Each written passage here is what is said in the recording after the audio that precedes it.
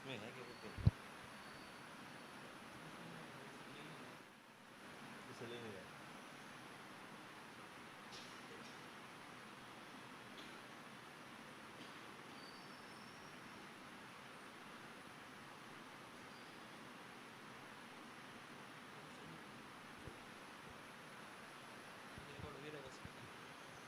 Report नहीं की।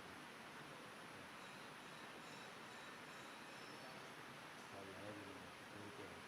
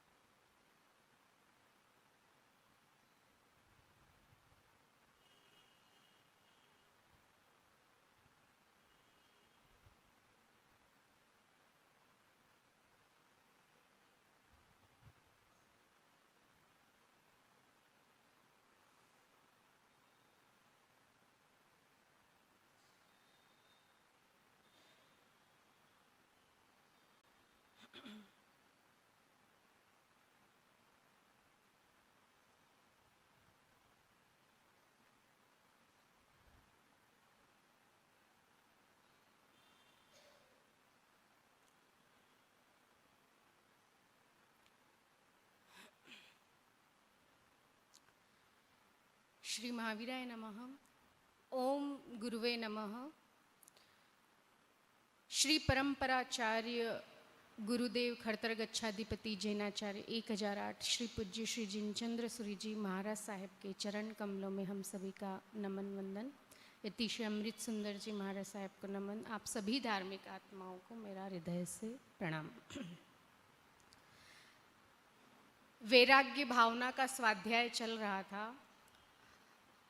हमने एक दोहे का अर्थ समझा और दोहे के अर्थ के बाद हमने यह भी जाना कि जो प्रभु पार्श्वनाथ भगवान का जो जीव है, जो छठे भव में वज्र नाभि चक्रवर्ती थे, किस तरह से वज्र नाभि चक्रवर्ती लाखों लाखों समय से, हजारों वर्षों से जो जिनका समय भोगों को बीतने में, भोगों को भोग करने में ही बीत रहा था, लेकिन एक दिन उनके जीवन में एक ऐसा परिवर्तन आता है, उनके जीवन में गुरु का प्रवेश होता है और गुरु का प्रवेश होने के बाद क्या क्या उनके जीवन में किस तरह से परिवर्तन होता है, यह हम आगे की गाथा में जानेंगे। हमने अभी तक यह जान लिया है कि किस तरह से वो सुख सागर में रमत निरंतर, सुख सागर में निरंतर रम रहे थे और निरंतर रमते रमते उनके जीवन में एक बार बाहर के उद्यान में क्षेमंकर मुनि पधार चुके थे और क्षेमंकर मुनि को सुनकर उनके दर्शन करने के बाद वे इस तरह से आकर्षित हुए थे, जिस तरह से एक भंवरा जो होता है वो फूल की तरह आकर्षित हो जाता है, उसी तरह से वह जो वज्र नाभि चक्रवर्ती थे वे उन मुनिराज के चरणों में पहुंच जाते हैं। अब आगे क्या होता है हम आगे के दोहे में जानने की कोशिश करेंगे।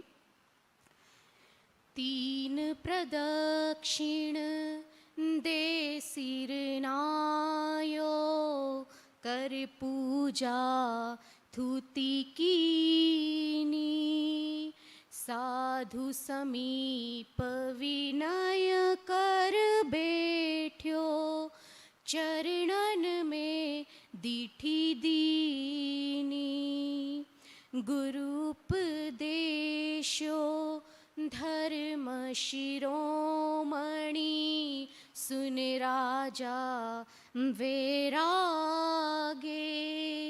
राज रमा वनितादिक जे रस, तेरस बे रस लागे, मुनि सूरज कथनी किरणावली,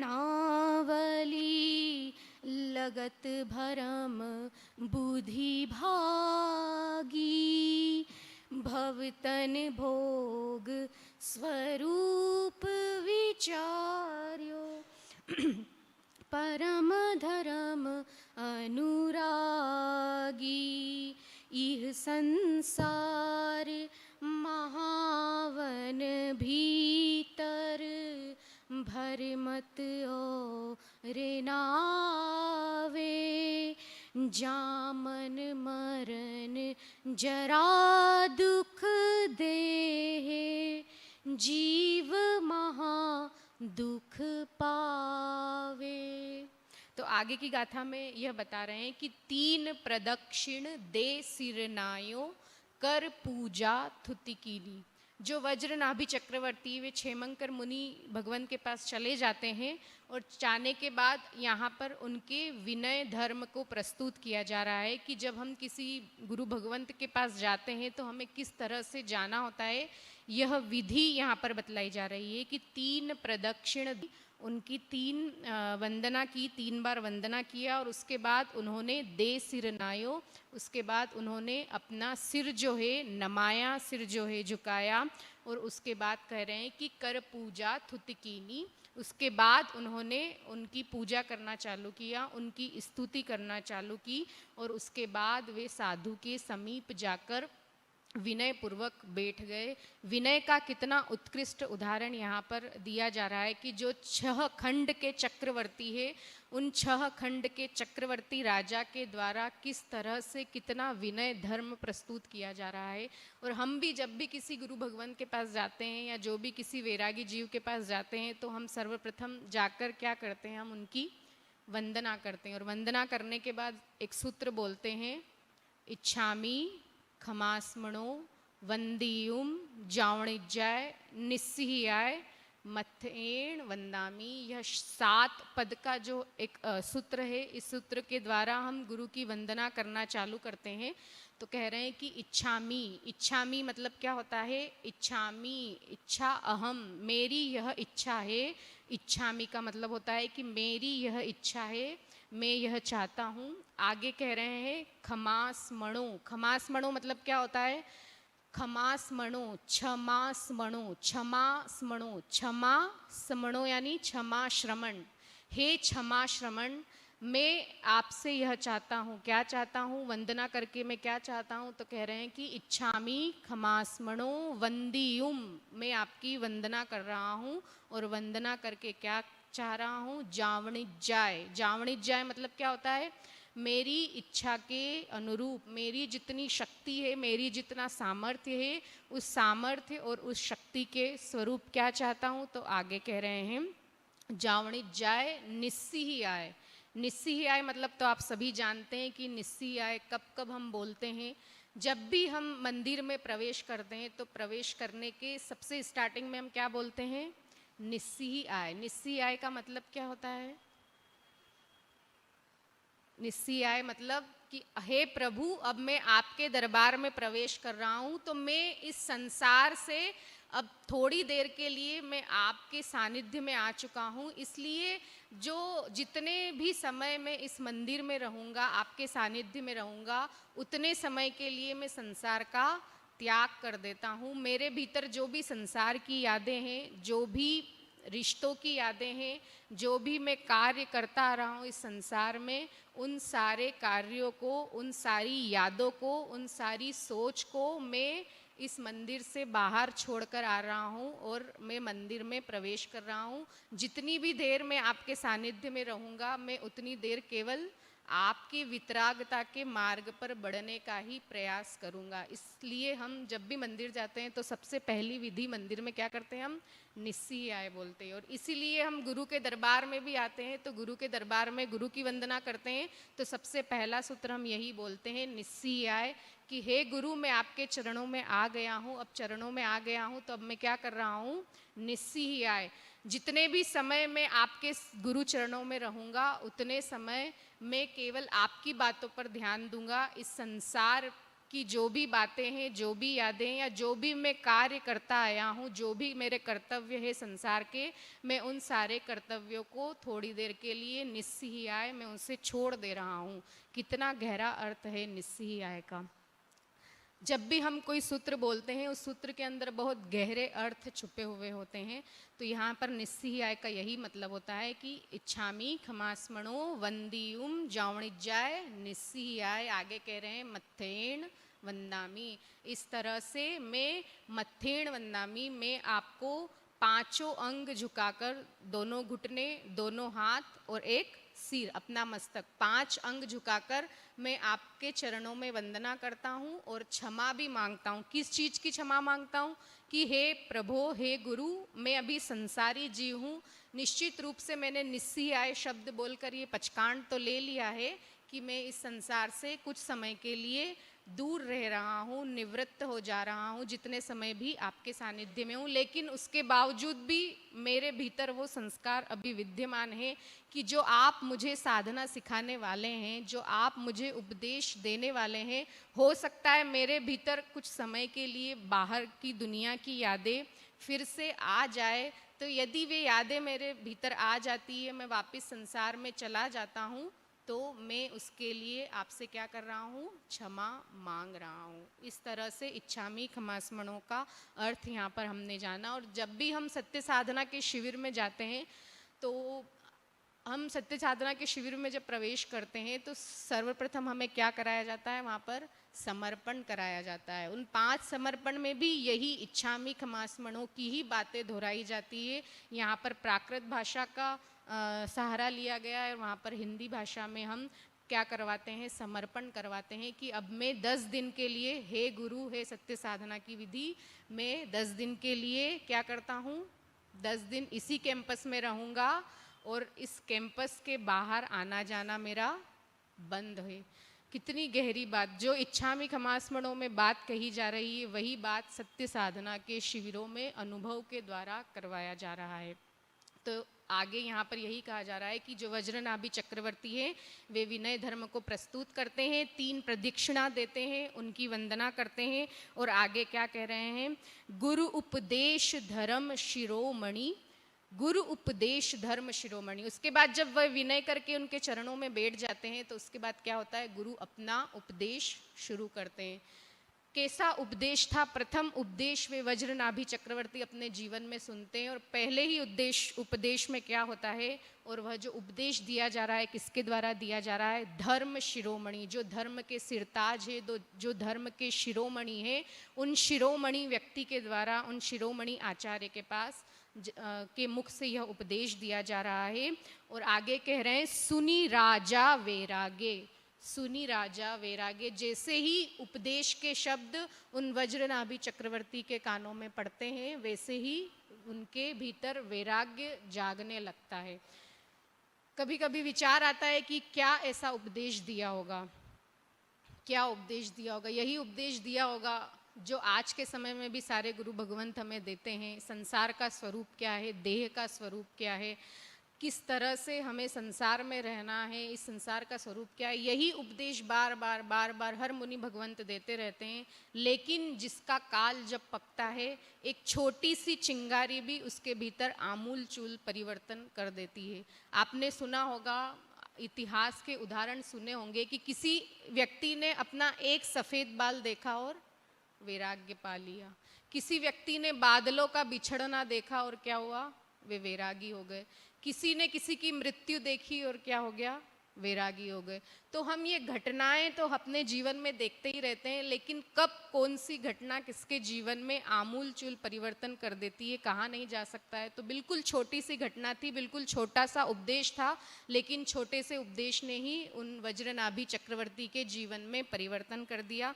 आगे कह रहे हैं कि राज रमा वनिता दिक जेरस, राज रमा वनिता दिक जेरस। राज माने जो अभी तक वज्रनाभि चक्रवर्ती थे, जो राजपाट को भोगते आ रहे थे। आगे कह रहे हैं रमा यानी होता है धन, लक्ष्मी, वैभव, और आगे के शब्दों में कह रहे हैं वनिता दिक। वनिता माने उनकी जो 96,000 रानियों की जो संपदा थी उसे वनिता कहा जाता है। आगे कह रहे हैं आदि जो इतना भी वैभव था उन चक्रवर्ती महाराजा के पास, उन सभी में जो रस था, जे रस ते रस बेरस लागे। अभी तक उन राजा को इन सारे वैभव में बहुत रस आ रहा था, बहुत मजा आ रहा था, लेकिन प्रथम उपदेश सुनने के बाद ही इन सारे चीज़ों से, सारी विषय वस्तु से जो रस आता था वे सभी रस क्या होने लग गए, धीरे धीरे बेरस होने लग गए। अभी भी गुरु के समीप ही बैठे हैं, अभी कोई भोग नहीं भोग रहे हैं, लेकिन भीतर ऐसी स्थिति हो गई कि मोह का बंधन टूटने लग गया, जो रस था वह रस धीरे धीरे टूटने लग गया। हम भी अपने जीवन में देखें, हमें जब कई बार ऐसी स्थिति होती है कि कई बार जो एक पदार्थ होता है हमें एक अवधि के लिए बहुत अच्छा लगता है, लेकिन एक अवधि हमारे जीवन में ऐसी भी आती है, एक उम्र ऐसी भी आती है कि वो पदार्थ हमें हमारी पसंद से दूर हो जाता है। किसी को एक उम्र में मिठाई बहुत पसंद होती है, तो किसी को एक उम्र में वही मिठाई बेरस लगने लगती है। मिठाई तो वही है, उस उम्र में भी मिठाई वही थी, उस जीवन के पड़ाव के उस उम्र में भी मिठाई वही थी, लेकिन चेंज कहाँ पर आया, बदलाव कहाँ पर आया, तो बदलाव भीतर आया। भीतर जो राग के बंधन थे वह राग के बंधन टूटने लगते हैं, और जिस चीज़ में हमें रस आता था अब उस पड़ाव में उन्हीं चीज़ों, वो ही चीज़ हमें बेरस लगने लगती है। तो कोई भी वस्तु राग का बंधन नहीं कराती है, राग तो हमारे भीतर होता है, बाहर निमित्त आता है और वे जो रस होता है वह रस उत्पन्न होने लगता है। तो इस तरह उनके भीतर जो राग के बीज थे, जो मोह के बीज थे, वे धीरे धीरे टूटने लगते हैं। आगे कह रहे हैं कि मुनि सूरज कथनी किरणावली, आगे कह रहे मुनि सूरज कथनी किरणावली। यहाँ पर मुनि को एक उपमा दी गई है, मुनि को कहा गया है सूरज की भांति। मुनि क्या होते हैं, सूरज की भांति होते हैं। आप देखें किस तरह सूरज की भांति होते हैं। जब भी सूरज की किरणें हमारे इस धरती पर आती है तो क्या होता है, सबसे पहला काम क्या होता है, अंधकार दूर होने लगता है। तो ऐसे ही यहाँ पर मुनि सूरज है, सूरज के समान है वज्रनाभि चक्रवर्ती के जीवन में। जैसे ही मुनि आते हैं, मुनि के दर्शन होते हैं, वैसे ही उनके भीतर जो मोह का अंधकार है वह अंधकार धीरे धीरे क्या हो रहा है, टूट रहा है। इसलिए मुनि को यहाँ पर सूरज की उपमा दी गई है। आगे कह रहे हैं मुनि सूरज कथनी किरणावली। अब मुनि के मुख से जो वचन बोले जा रहे हैं, जो उपदेश हो रहा है, जो शिक्षाएं दी जा रही है, तो कह रहे हैं कि वो किरणावली के समान है। जैसे सूरज की किरण लगातार लगातार आती रहती है, धरती पर आती रहती है, ऐसे ही निरंतर निरंतर गुरु के मुख से उपदेश प्रवाहित हो रहे हैं, प्रसारित हो रहे हैं। और एक एक शब्द को सुनकर, शब्द रूपी जो किरण है, उनकी जो आवली है, उनको सुनकर उनके भीतर का मोह समाप्त हो रहा है। लगत भरम बुद्धि भागी, यहाँ पर बहुत ही गहरे शब्द दिए गए हैं। लगत भरम बुद्धि भागी। अब जो चक्रवर्ती महाराजा की बुद्धि में जो भ्रम था, वो भ्रम धीरे धीरे टूटने लग गया है। कैसे टूटने लग गया है, मुनि के उपदेश को सुनकर। जो पूरे संसार में घूमते आ रहे थे, जिन्हें समझ नहीं आ रहा था कि धर्म किसे कहते हैं, अधर्म क्या होता है, अज्ञान किसे कहते हैं, ज्ञान क्या होता है, बस भ्रम में ही जिए जा रहे थे, भ्रम में ही जिए जा रहे थे। लेकिन जैसे ही गुरु का प्रवेश होता है और गुरु अपने मुख से कुछ शिक्षाएं देते हैं, वैसे वैसे उसके जीवन में परिवर्तन आ जाता है। कई सारे भ्रम होते हैं जो भ्रम टूट रहे हैं। आज के समय में भी हम देखते हैं बहुत सारे भ्रम चल रहे हैं। किस तरह से एक व्यक्ति होता है, एक व्यक्ति सोचता है कि मेरे आगे से यदि बिल्ली रास्ता काट गई तो बहुत बुरा हो गया। एक देश ऐसा भी है जहाँ पर लोग कहते हैं कि यदि मेरे आगे से बिल्ली चली गई तो बहुत शुभ हो गया। अब किसे अच्छा कहें किसे बुरा कहें समझ नहीं आता। इसी तरह से एक व्यक्ति होता है जो कहता है कि आज मेरे घर में दूध उफन गया तो बहुत अच्छा हो गया, बहुत शुभ हो गया। लेकिन कुछ व्यक्ति ऐसे भी हैं, कुछ राज्य ऐसे भी है जहाँ पर बोलते हैं कि आज मेरे घर में दूध उफन गया तो बहुत अशुभ हो गया। इस तरह से न जाने कितने कितने कितने भ्रम की बातें चलती रहती है। तो भ्रम से ही एक घटना मुझे याद आ रही है, बिल्कुल वास्तविक घटना है ये, किसी आचार्य भगवंत के जीवन की वास्तविक घटना है। कि एक बार क्या होता है, आचार्य भगवंत तो आचार्य भगवंत होते हैं, दीक्षाधारी होते हैं, वैरागी होते हैं, तो उनका अपना एक फकीरी का स्वभाव होता है, उनका अपना मस्ती का स्वभाव होता है। वो किसी की चापलूसी नहीं करते हैं ना, कि इस व्यक्ति ने ये कहा तो मैं इसकी बात मानूंगा, इस तरह से उनका स्वभाव नहीं होता है। वो उनको जो निर्णय लेना होता है वे सोच समझकर निर्णय लेते हैं, धर्म के अनुसार निर्णय लेते हैं। तो ऐसे ही वो आचार्य भगवंत थे। एक बार कोई आया, समाज का वरिष्ठ व्यक्ति उनके पास आया और समाज का वरिष्ठ व्यक्ति उनसे कहने लगा कि देखिए महाराज जी, ऐसा ऐसा चल रहा है, हम ऐसा ऐसा कर लेते हैं, तो आप इस मुद्दे पर ये निर्णय दे दीजिएगा। सुनते हैं, महाराज जी तो कुछ बोलते नहीं हैं। अगले दिन जब निर्णय हो जाता है तो उस समाज का जो वरिष्ठ व्यक्ति था उसे पता चलता है कि ये तो मैंने जो बात कही थी उसके विरुद्ध हो गया। जाता है अगले दिन फिर मुनि भगवंत के पास, आचार्य भगवंत के पास जाता है, और जाते से ही गुस्सा चालू हो जाता है। गुस्सा इतना बढ़ जाता है कि अपशब्द, गालियाँ तक शुरू हो जाती है। अब मुनि भगवंत तो मुनि भगवंत हैं, वे तो किसी की चापलूसी में रहते नहीं हैं। और वैसे भी संसार का एक नियम होता है कि हमको किसी को भी खुश करना हो, चाहे एक बहू को यदि सासू को खुश करना हो तो चापलूसी करना शुरू कर दो, सास अपने आप उसके अधीन हो जाएगी। एक किसी कंपनी में बॉस है और एक कर्मचारी है, कर्मचारी को यदि अपने बॉस को खुश करना है तो क्या करो, आप उसकी चापलूसी करना शुरू कर दो, वो अपने आप आपके अधीन हो जाएगा। लेकिन जो वैरागी जीव होते हैं, जो साधु संत जीव होते हैं, वो इन सबसे परे होते हैं, क्योंकि वे संसार को छोड़ चुके हैं। चापलूसी का स्वभाव अब उनके भीतर से चला जाता है।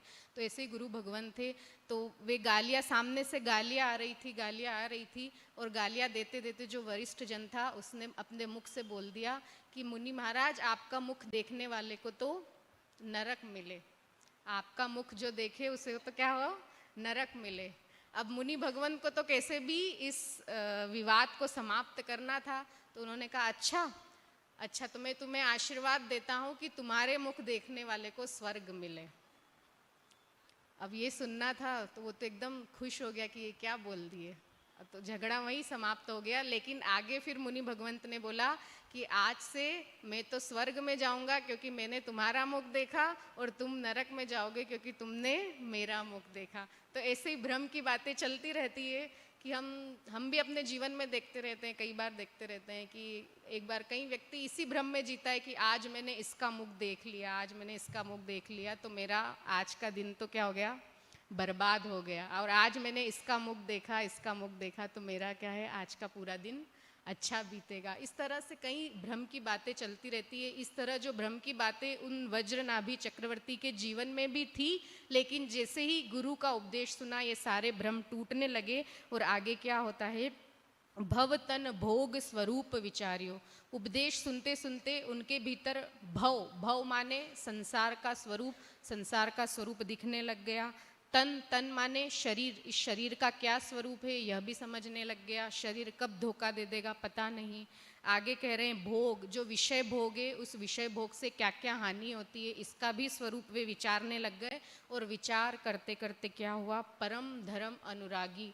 अब जो वीतरागता का मार्ग है, जो परम धर्म है, जो सत्य साधना का मार्ग है, जो अध्यात्म का मार्ग है, ऐसा मार्ग है जहाँ पर पुण्य और पाप के खेल में व्यक्ति को नहीं उलझाया जाता है, जहाँ पर पुण्य और पाप दोनों से परे की बात कही जाती है, जहाँ पर मोक्ष के मार्ग पर चलना सिखाया जाता है, वो होता है परम धर्म। और इस तरह का जो परम धर्म है उसके प्रति अब वज्रनाभि चक्रवर्ती की रुचि बढ़ने लग गई। और उसी उपदेश को सुनकर उसी सभा में बैठे बैठे उन्होंने दृढ़ निश्चय कर लिया कि अब मैं वापिस पलटकर संसार में नहीं जाऊंगा। इस तरह उस उपदेश को सुनकर वहीं पर वैरागी बन गए, वहीं पर दृढ़ संकल्पी बन गए। तो बहुत अच्छा इसका स्वरूप यहाँ पर बताया जा रहा है। आगे हम इसका और स्वाध्याय करते रहेंगे। बहुत गहरी शिक्षाएं इसके भीतर समझाई गई है कि हम मनुष्य जन्म में तो आए हैं, मनुष्य जन्म में कहीं हमारा जन्म केवल बाहरी भोगों को भोगते भोगते ही नहीं बीत जाए, हम होशवान बने, कुछ समय ऐसा भी निकाले जो खुद के लिए हो, जो खुद की आत्मा के कल्याण के लिए हो। एक दिन सबको जाना है, कोई सबका समय निश्चित है, जाना सबको है, लेकिन एक लक्ष्य अपने आगे रखें कि हम धर्म का बीज, सत्य साधना का बीज अपने भीतर बोने की शुरुआत कर दें, क्योंकि ज़िंदगी कब ख़त्म हो जाएगी हमें खुद को पता नहीं है। तो कुछ समय होश में बिताएं, अपना सारा जीवन होश में बीते। इन्हीं शुभ और मंगल भाव के साथ मैं अपनी वाणी को यहीं विराम देती हूँ।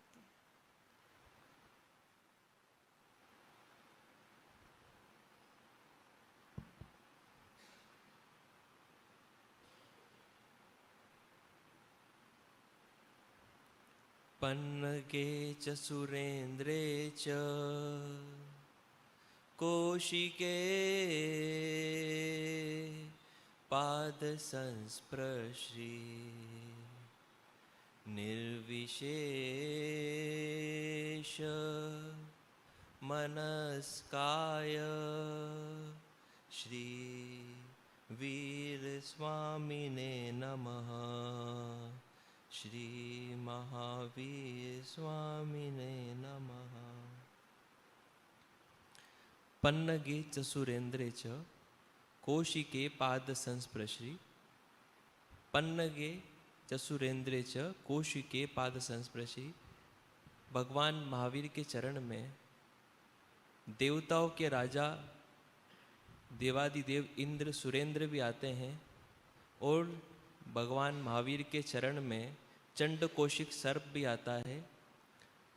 कौशिके पाद संस्पृशि निर्विशेष मनस्काय, लेकिन वह दोनों ही अवस्थाओं में निर्लिप्त रहते हैं। मान लो आज एक प्रवचन है, या मान लो बहुत बड़े नेता अगर आ जाएं तो अरे सब नेताजी आए हम कैसे बात करते हैं। और मान लो कोई व्यक्ति गुस्सा करके भी आए तो कहते कितना व्यक्ति गुस्सा कर रहा है। लेकिन भगवान महावीर के पास में देवताओं के राजा सुरेंद्र भी आए तो भी वैसे ही निर्लिप्त रहते हैं। और चंड कोशिक सर्प क्रोध भाव से, द्वेष भाव से बर के भी भगवान के चरण में डंस रहा है तो भी भगवान क्या है, निर्लिप्त हैं। ऐसे परम वीतरागी भगवान शमन भगवान महावीर के चरणों में हम सभी नमन करते हैं, वंदन करते हैं। परम पूज्य गुरुदेव जंगम युग प्रधान बृहद भट्टारक खड़तर गच्छाधिपति जनाचार्य 1008 श्री पूज्य श्री जिनचंद्र सूर्य जी महाराज साहब को नमन करते हैं। यति प्रवर श्री अमृत सुंदर जी महाराज साहब को नमन। आप सभी की दिव्य आत्माओं को सादर प्रणाम। बात धर्म की चल रही थी तो उसी बात को हम आगे बढ़ाते हैं। दशवें कालिक सूत्र की शुरुआत होती है। दशवें कालिक सूत्र का आपने नाम सुना होगा। उसकी शुरुआत होती है धम्मो मंगल मुक्कीठम अहिंसा संयमोतवो देवावीतमणमम संति जस धम्मे सयामणो। धम्मो मंगल मुक्कीठम यानी जो धर्म उत्कृष्ट मंगल को लिए हुए है, जो परम वीतराग स्वरूप को लिए हुए है, उस मंगल स्वरूप और धर्म के स्वरूप क्या क्या बताए हैं? अहिंसा, संयम और तप। अहिंसा, संयम और तप यह धर्म के स्वरूप हैं। धम्मो मंगल मुक्कीठम अहिंसा संयमोतवो देवावीतम णमम संति जस धम्मे सयामणो। जिनको देवताओं भी नमस्कार करते हैं, ऐसे उत्कृष्ट धर्म को हम सभी अपने जीवन में उतारें। लेकिन धर्म को जीवन में कैसे उतारें, यह भी बात हमें समझना बहुत जरूरी है। एक बार ऐसे ही धर्म चर्चा चल रही थी और धर्म चर्चा की शुरुआत हो रही थी तो एक संत ने कहा कि परिवर्तन लाओ, यहाँ पर आए हो तो कुछ छोड़ के जाओ और यहाँ आए हो तो कुछ लेकर जाओ। क्या कहा? आए हो तो कुछ परिवर्तन करके जाओ, कुछ छोड़ के जाओ और कुछ लेकर के जाओ। उन्होंने ये 3 शब्द कहे और उनका प्रवचन पूरा हो गया। उन्होंने इस बात को डिटेल में नहीं कहा। कुछ व्यक्ति यहाँ से उठ के चले गए, लेकिन एक व्यक्ति ने सोचा कि पूरा प्रवचन तो उसके दिमाग में नहीं रहा, लेकिन 3 बातें उसके दिमाग में रह गई कि कुछ छोड़ के जाओ, परिवर्तन करके जाओ और कुछ ले करके जाओ। निकला, प्रवचन हॉल से बाहर निकला और जाते जाते गेट तक पहुँचा कि क्या परिवर्तन करें, क्या छोड़ के जाएं और क्या लेकर के जाएं। देखा तो उसकी नज़र उसकी चप्पल पर पड़ी। उसने कहा एक काम करते हैं, चप्पल को परिवर्तन कर लेते हैं और ये पुरानी चप्पल यहाँ छोड़ के जाते हैं और नई चप्पल हम लेकर के जाते हैं। तो हमें क्या करना है? अपने स्वभाव को बदलना है। हमें परिवर्तन क्या करना है, हमें परिवर्तन किस जगह करना है, यह भी विवेक होना बहुत ज़रूरी है कि परिवर्तन करना कहाँ है। यह विवेक नहीं होगा, मान लो कोई डायमंड सेट हो, हीरो का हार हो, उसे आप कहाँ रखोगे? कहाँ रखेंगे आप? तिजोरी में रखोगे ना, लॉकर में रखोगे, बैंक में रखोगे। और चप्पल कहाँ रखोगे? बाहर रखोगे ना। तो ये विवेक होना जरूरी है कि हम प्रवचन सुनने आ रहे हैं तो हम क्या लेकर के जा रहे हैं, क्या छोड़ के जा रहे हैं और क्या परिवर्तन करके जा रहे हैं।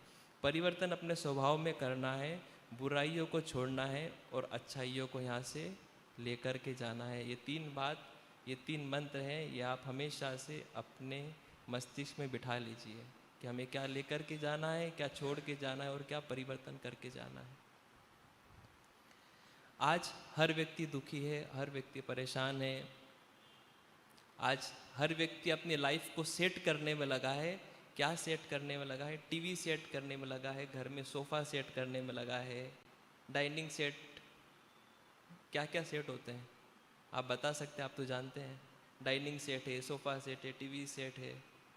लेकिन वो सेट करते करते कब अपसेट हो जाता है उसे पता नहीं लगता है। कब वह अपसेट हो जाता है और इतना टेंशन से वह व्यक्ति भर जाता है तो उसे पता ही नहीं चलता है कि मुझे क्या सेट करने लगा था और मेरा मन क्या अपसेट हो गया है। तो आप यहाँ पर आए हैं तो अपने मन को सेट करके जाइए। साधना के द्वारा अपने मन को सेट करना है, इसे अपसेट नहीं करना है।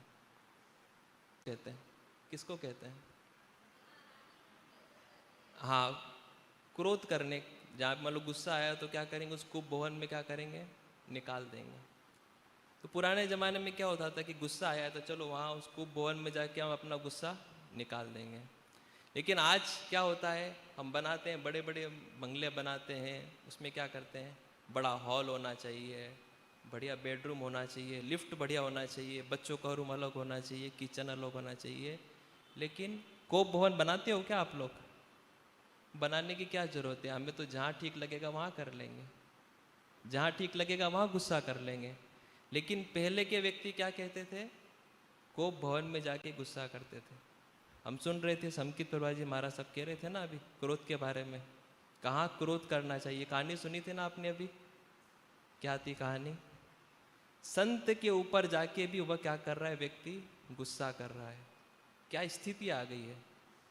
हम क्या कर रहे हैं, किसके ऊपर गुस्सा कर रहे हैं? जो हमें वितराग मार्ग का उपदेश देने वाले हैं उनको ही जाकर हम भला बुरा कह देते हैं। तो इससे बड़ी क्या विडंबना हो सकती है? हम किसे कह रहे हैं? तो हमें क्या सेट करना है? अपने मन को सेट करना है। एक बार एक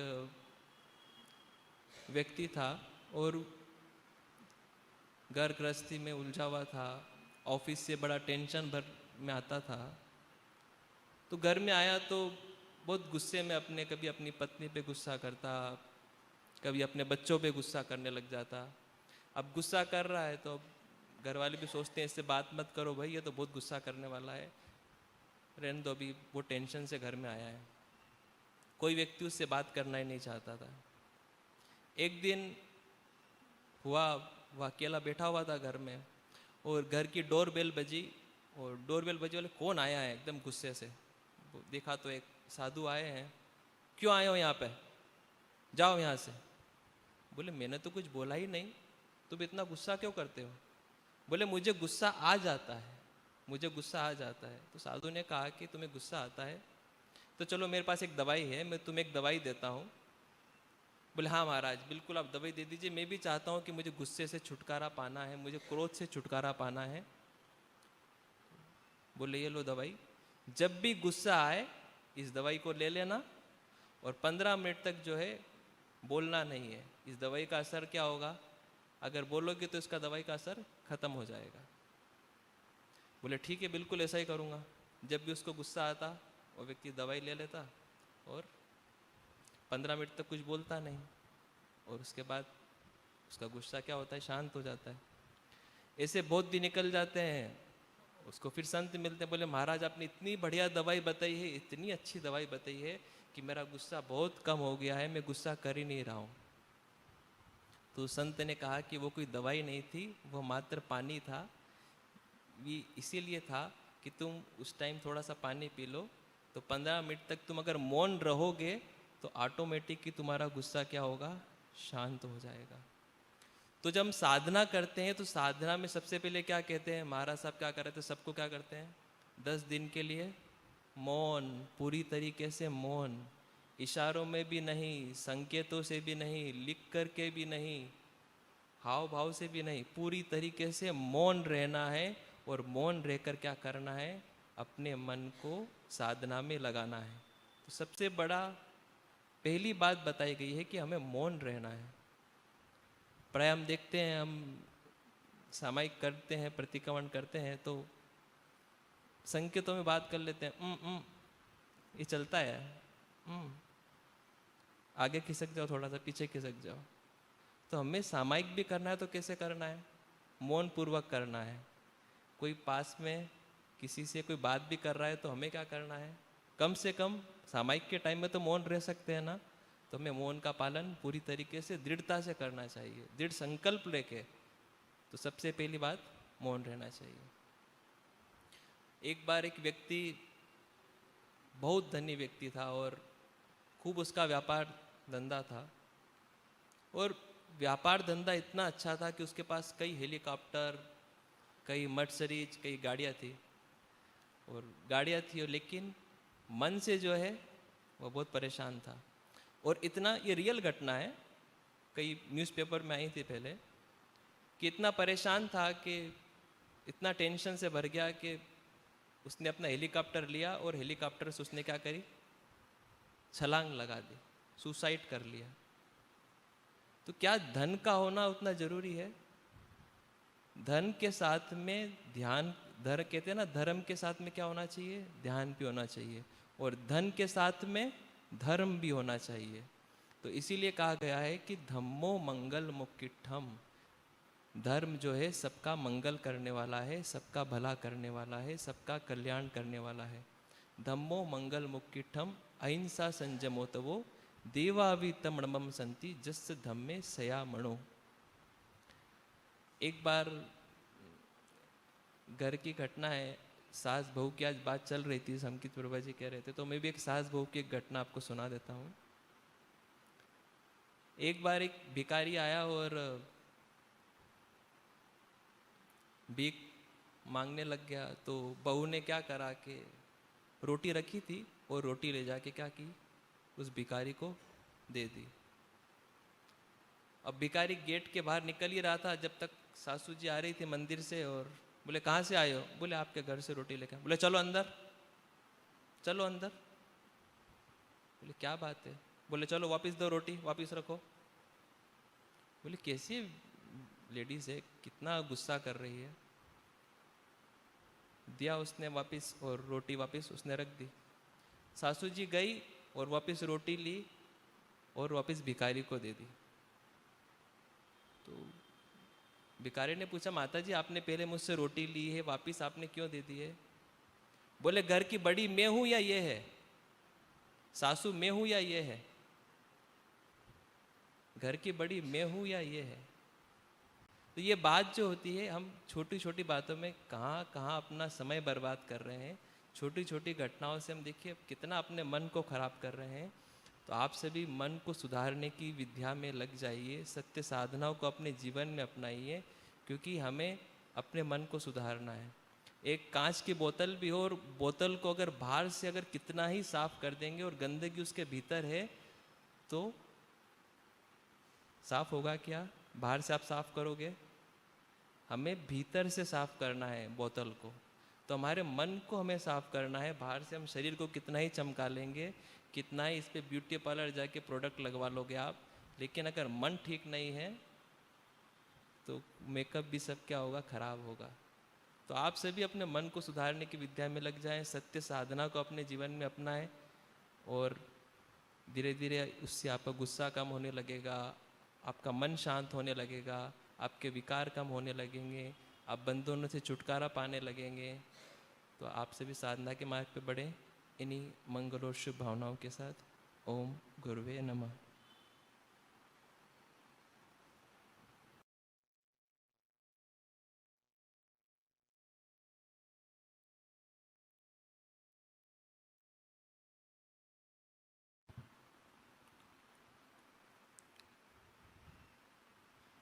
मोक्षमार्गस्य नेतारं भेतारं कर्मभूभृतां ज्ञातारं सर्वतत्त्वानां वंदे तद्गुणलब्धे।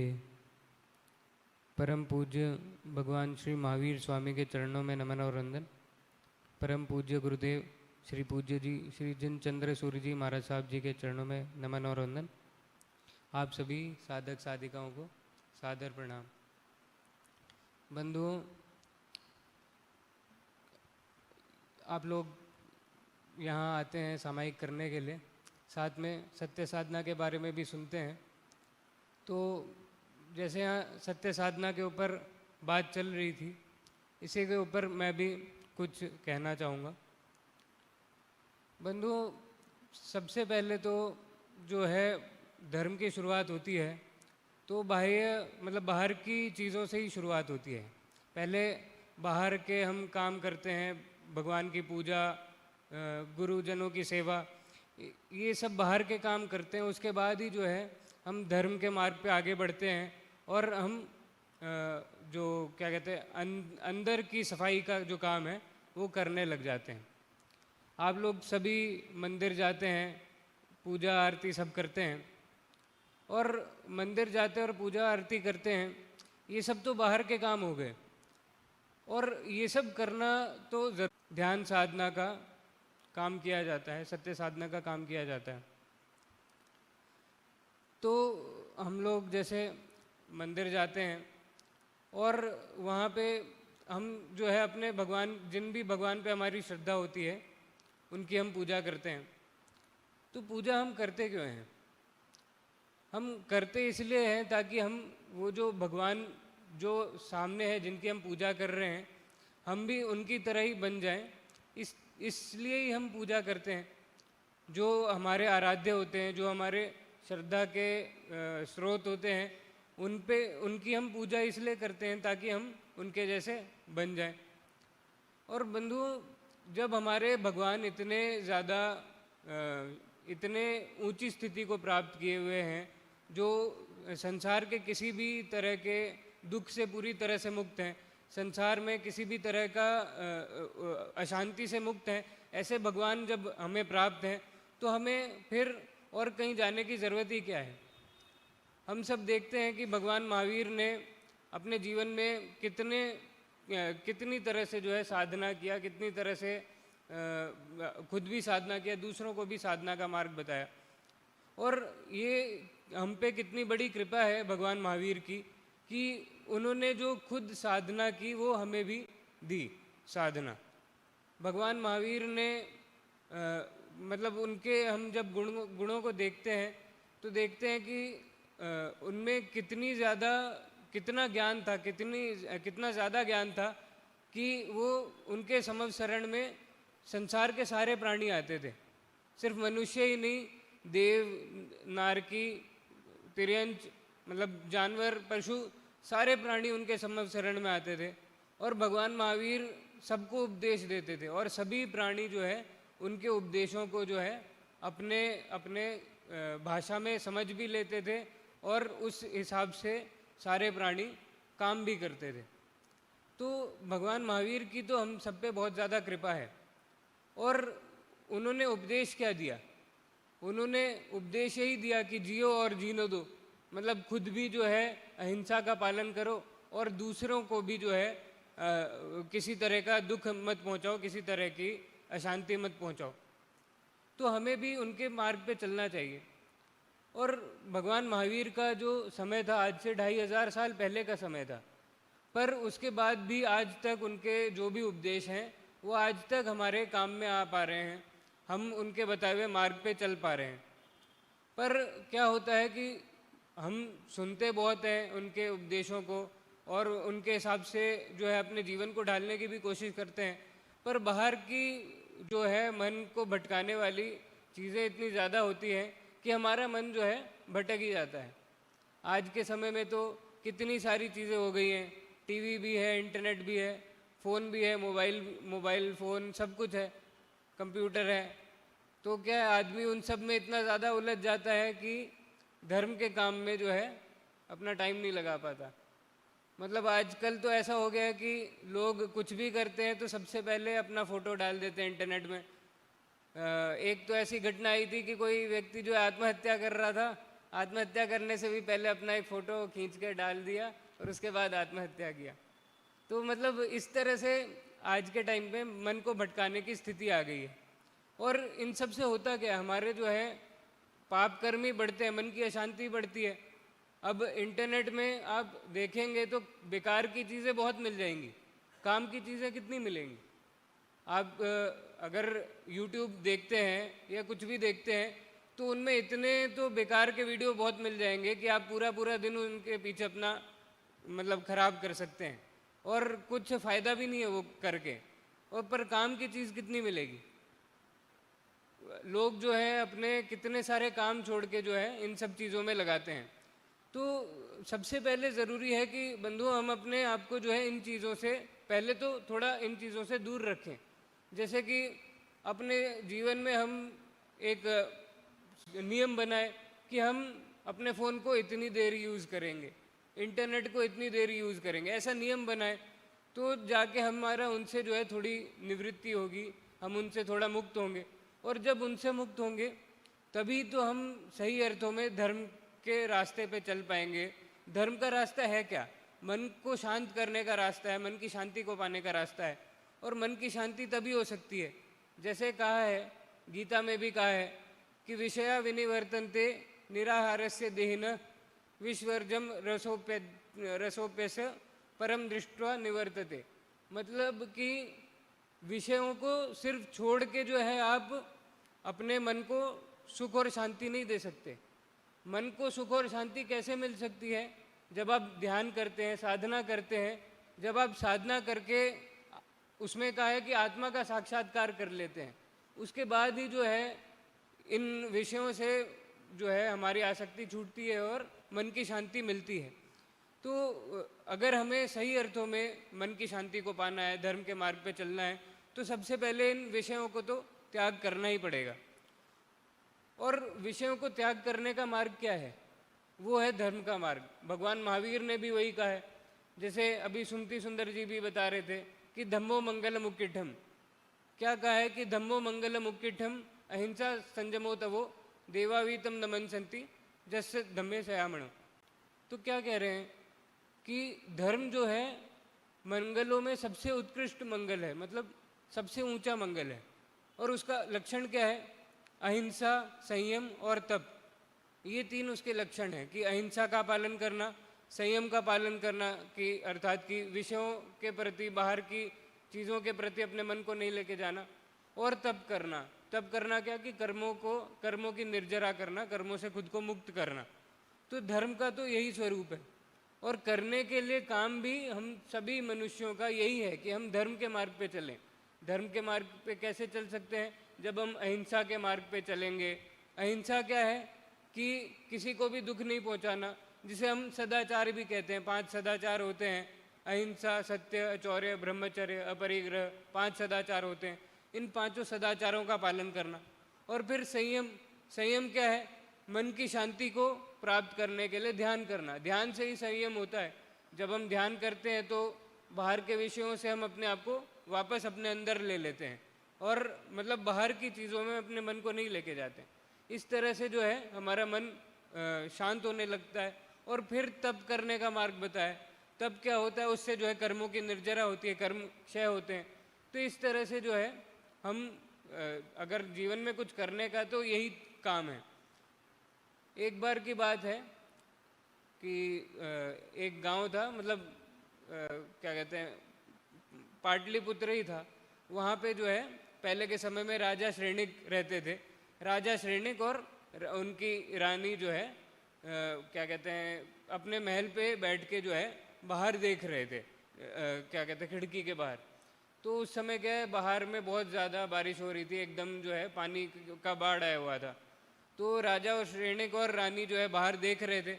देखते हुए उनको बाहर में दिखाई दिया कि बाहर में नदी है, और नदी में एक आदमी जो है लकड़ियाँ इकट्ठा कर रहा है। और इतनी बाढ़ आई हुई है, फिर भी वो आदमी जो है नदी में लकड़ियाँ इकट्ठा कर रहा है। तो उनको लगा कि हमारे राज्य में कैसे कैसे लोग हैं, इतने गरीब लोग हैं कि उनको पैसा इतना नहीं है कि उनको बाढ़ में भी जो है जाके लकड़ियाँ इकट्ठा करना पड़ रहा है। तो उन्होंने सोचा कि इस आदमी की मदद करेंगे। तो उन लोगों ने क्या किया कि अगले दिन उस आदमी को अपने पास बुलवाया। तो वो आदमी उनके पास आया। तो आके उन्होंने देखा, उन्होंने सोचा था कि आदमी तो बहुत गरीब होगा, इसके पास कुछ भी नहीं होगा। पर वो आदमी आया तो बहुत ही अच्छे कपड़े पहन के, एकदम अच्छा खासा लग के जो है। तो उन्होंने सोचा कि ये वही आदमी है कि कोई और आदमी है। तो उन्होंने जो है अपने सैनिकों से पूछा कि तुम उसी आदमी को लेके आए हो ना जो आदमी कल नदी में था? तो सैनिकों ने कहा कि हाँ, हम उसी आदमी को लेके आए। तो राजा लोग सोचने लगे कि आदमी वही है। उस समय तो बारिश में इकट्ठा, मतलब पानी में लकड़ियाँ इकट्ठा कर रहा था, और अभी जो है ये इतने अच्छे कपड़े पहन के आए। तो राजा उससे पूछता है कि भाई तुम कौन हो? तो आदमी कहता है मैं मम्मन सेठ हूँ, यहाँ पे रहता हूँ मैं पाटलिपुत्र में। तो राजा कहता आप सेठ हैं, और सेठ हैं और आप रात को पानी में लकड़ियाँ इकट्ठा करते हैं? तो वो आदमी कहता कि राजा साहब, मैं बाहर से तो बहुत अमीर लगता हूँ, पर असली में मैं बहुत गरीब हूँ। मेरी एक ही इच्छा है जिसके पीछे मैंने अपना सारा जीवन लगा दिया है, अपना सारा धन दौलत उसके पीछे लगा दिया है, और अब वो जो है क्या कहते हैं, वो काम पूरा नहीं हो पा रहा है, मेरा सारा धन दौलत खत्म हो चुका है, आप मेरी गरीबी को नहीं समझ सकते। तो राजा पूछता है ऐसी क्या चीज़ की ज़रूरत है, क्या चीज़ तुम पाना चाहते हो? तो मम्मन सेठ कहता कि राजा साहब, मेरे पास एक बैल है, और मैं उसी के जैसा एक और बैल जो है अपने पास पाना चाहता हूँ, पर मेरे को उसके जैसा एक और बैल मिल नहीं पा रहा है। तो राजा कहता कि तुम एक काम करो, हमारे अस्तबल में जाओ, वहाँ बहुत सारे बैल हैं, तुम जो है उनमें से कोई भी बैल जो तुम्हें अच्छा लगे उसको अपने साथ ले जाओ। तो मम्मन सेठ जो है जाता है उसके अस्तबल में, और अस्तबल में जाके देखता है बैलों को, तो बैलों को पूरा घूम लेता है, उसको कुछ मतलब अच्छा नहीं लगता है। तो मम्मन सेठ जो है वापस आता है। अब आता है तो राजा पूछता है कि तुम्हें बैल मिल गए क्या? तो मम्मन सेठ कहता कि नहीं, मेरे को बैल नहीं मिला। तो राजा कहता है ऐसा कैसा बैल है कि तुम्हें मेरे यहाँ पे भी नहीं मिला? तो मम्मन सेठ कहता है कि आप एक काम कीजिए, मेरे साथ ही चलिए, मैं आपको दिखाऊंगा मेरे पास कैसा बैल है। तो राजा जो है उनके साथ जाता है। अब जाता है तो वो उसको अपने घर में ले जाता है। तो राजा कहता है कि तुम मुझे अपने अस्तबल में ले जाओ, मुझे बैल देखना, तुम्हारा घर नहीं देखना। तो वो आदमी कहता कि मैं आपको अपने बैल के पास ही लेके जा रहा हूँ। तो राजा सोचता है ऐसा कैसा बैल है जो घर के अंदर रखा रहता है। तो वो राजा उसके पीछे पीछे जाता है। अब जाता है तो तहखाने में ले जाता है। तो वो सोचता है कि तहखाने में बैल को कौन रखता है। तो राजा बड़ा मतलब अचंभित हो जाता है। अब होता क्या है कि वो तहखाने में लेके जाता है और एक पर्दा एक चीज़ पर रखा होता है, उस पर्दे को हटाता है। तो राजा देखता है कि बहुत ही एक चमकीला सा चीज़ है, वो बैल बना हुआ है, उसमें जो है हीरे मोती मणियाँ बहुत ज़्यादा लगी हुई हैं, और वो जो है बैल पूरा चमक रहा है। तो राजा कहता है ऐसा बैल है क्या?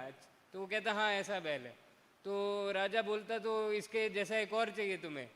तो मम्मन सेठ कहता हाँ, मैं मेरे पास इसी के जोड़ी का एक और बैल मैं बना रहा हूँ।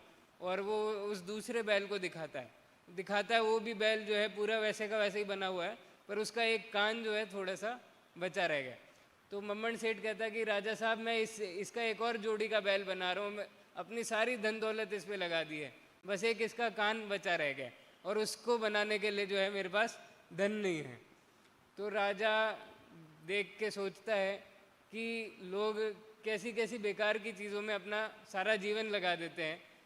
तो उसको कहता है कि तुम अपनी सारा जीवन क्या, तुम कितने ही जन्म लगा लो ना, फिर भी ये बैल तुम्हारा कभी पूरा नहीं होने वाला, क्योंकि फिर एक बैल के बाद तुम एक और बैल बनाने की कोशिश करोगे, और बैल के बैल बनते जाएंगे, पर तुम्हारा मन जो है तृप्त नहीं होगा, शांत नहीं होगा। तो बंधु, हम भी जो है बाहर की दुनिया में इसी तरह से अपने काम करते रहते हैं और सोचते हैं कि इस काम से हमें जो है मन की शांति मिल जाएगी, इस काम से हमारा काम पूरा हो जाएगा, पर होता कभी भी मन की शांति नहीं मिलती है। एक काम पूरा होता है, उसके बाद ही जो है दूसरा काम जो है आ जाता है। तो इसलिए जो है हम क्या कहते हैं, धर्म के मार्ग पे चलते हैं, जैसा कि शास्त्रों में बताया है कि धम्मो मंगलम उपकिट्ठम। तो अहिंसा, संयम और तप के मार्ग पे चलते हैं, उससे जो है हमारा सही अर्थों में कोई सार्थक काम हो पाता है, जिससे हम अपने आप को इस संसार से मुक्त करने की ओर आगे बढ़ पाते हैं। बंधुओं, भगवान महावीर ने भी अपने सारे जीवन जो है ध्यान साधना ही किया, सत्य साधना ही किया, और ये साधना करने में बहुत सारे तरह के मुश्किलें भी आती है। सबसे पहली तो मुश्किल यही होती है कि हमारा मन ही जो है वो साथ नहीं देता, हमारा मन ही साधना को करने के लिए जो है तैयार नहीं होता है। पर बहुत ज़रूरी बात है ये जानना कि जब तक हम अपने मन को ऐसी चीज़ में नहीं डालेंगे जो हमें जिससे हमारा मन भागता है, तब तक हम अपने मन को अपने कंट्रोल में नहीं कर पाएंगे। मन को कंट्रोल में करना है तो सबसे पहले हमें अपने मन को जो है क्या कहते हैं, उस चीज़ में लगाना होगा जिससे हमारा मन जो है सही रास्ते पे चल सके। बंधुओं, बिना दुख तकलीफ़ों को पाए जो है पेड़ भी फल नहीं देता। अगर पेड़ में भी फल चाहिए तो कोई पेड़ अगर फल देने वाला होता है तो कई कई साल लगते हैं उसको फल देने में, और कितने ही मौसमों को उसको जो है देखना पड़ता है। आंधी तूफान, गर्मी, ठंड, अलग अलग तरह के मौसमों को देखना पड़ता है, उसके बाद ही उसमें फल मिलते हैं। तो हमें भी अगर सही अर्थों में मन की सुख शांति प्राप्त करनी है तो हमें भी जो है साधना के मार्ग पे चलना ही पड़ेगा। इतना ही कहना चाहता था। धन्यवाद। सभी थोड़ी देर जो है 2-5 मिनट ध्यान कर लेंगे। सभी आंखें बंद कर लें।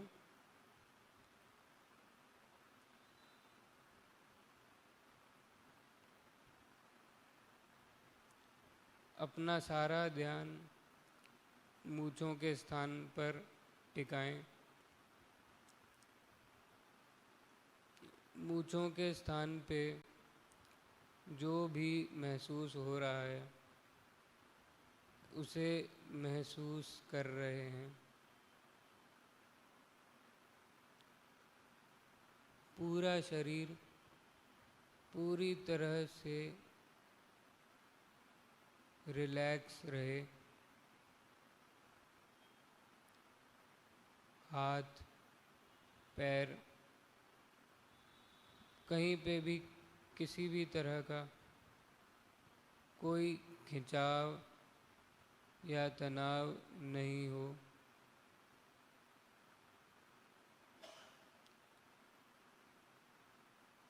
मन में किसी भी तरह के कोई भी विचार चल रहे हैं तो उन्हें कोई महत्व नहीं दें।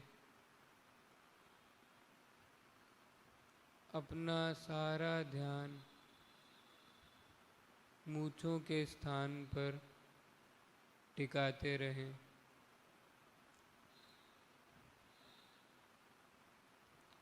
कमर और गर्दन सीधी रखें।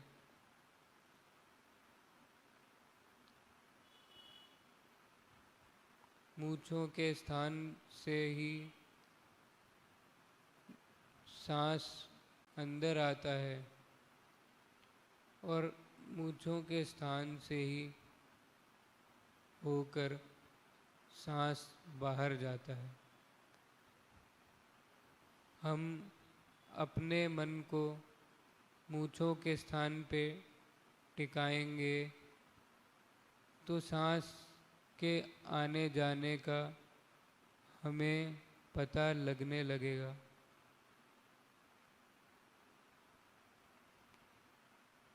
मूंछों के स्थान पर मन को टिका रहे हैं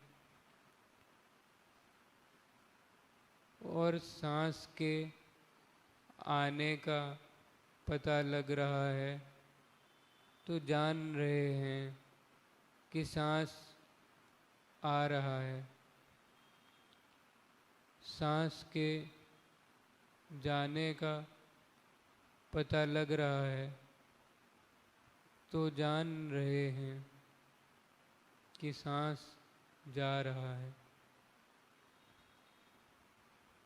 सांस नाक से अंदर आ रहा है तो मूंछों के स्थान से ही होकर नाक से अंदर आ रहा है। मूंछों के स्थान पे मन को टिकाएंगे, पूरी तरह रिलैक्स होकर बैठेंगे तो सांस के आने की जानकारी होने लगेगी। सांस बाहर जा रहा है। मूंछों के स्थान पे मन को टिकाएंगे तो सांस के बाहर जाने की जानकारी भी होने लगेगी।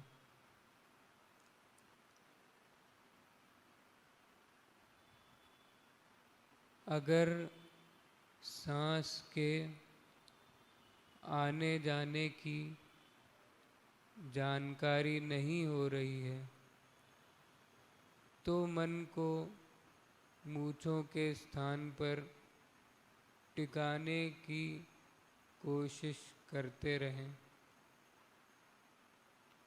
मन भाग जाए तो जैसे ही पता लगे कि मन भाग गया है, मन को वापस मूंछों के स्थान पे ले आए। किसी भी तरह का कोई तनाव या टेंशन रखने की ज़रूरत नहीं है। मन का भागना कोई गलत बात नहीं है। मन का तो स्वभाव ही है भागना, पर इस समय हमारा काम है कि मन अगर भाग जाए तो उसे वापस मूंछों के स्थान पे ले आए। सांस के आने का पता लग रहा है तो जान रहे हैं कि सांस आ रहा है। सांस के जाने का पता लग रहा है तो जान रहे हैं कि सांस जा रहा है। पूरी तरह रिलैक्स होकर बैठें। कमर और गर्दन सीधी रखें।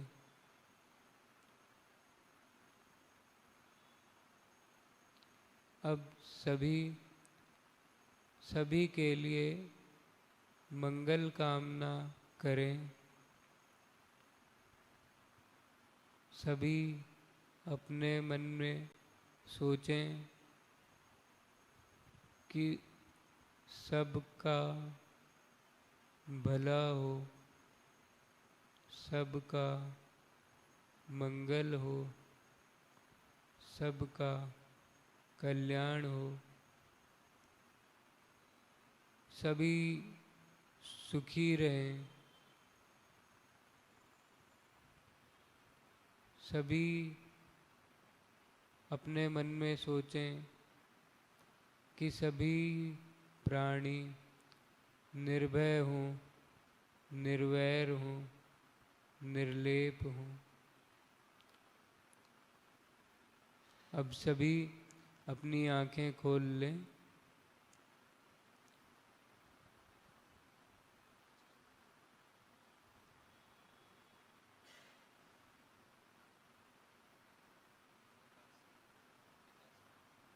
जिनको भी पचखंड लेना है एकासना का पचखंड ले सकते हैं।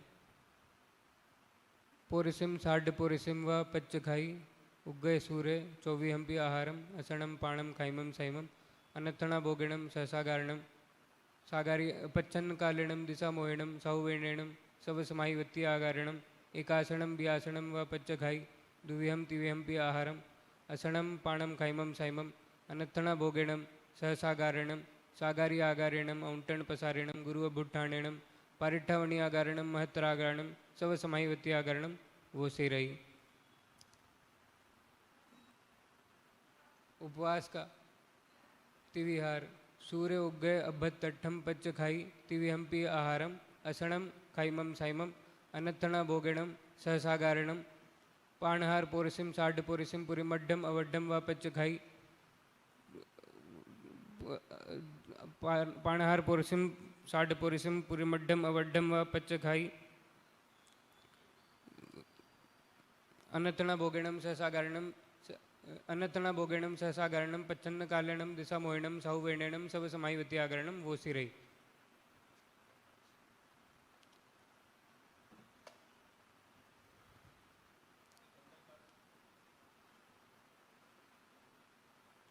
नमो रथ सिद्धाचार्य उपाध्याय सर्वसाधुभ्य अरहंतो भगवंत इंद्र महिता सिद्धाश्च सिद्धिस्थिता आचार्य जन शासनोन्नतिकरः पूज्या उपाध्याय कहा श्री सिद्धांत सुपाठका मुनिवरा रत्नत्रयाराधका पंचयते परमेष्टिनः प्रतिदिनं कुर्वन्तु मंगलम दासानुदासाय सर्वदेवा यदि पादाब्जतले लुठन्ति मरुस्थले कल्पतरुसर्यादिक प्रधानो श्रीजन दत्तसूरि सर्वमंगल मांगल्यम सर्वकल्याणकारणं प्रधानं सर्वधर्माणां जैनं जयति शासनम्।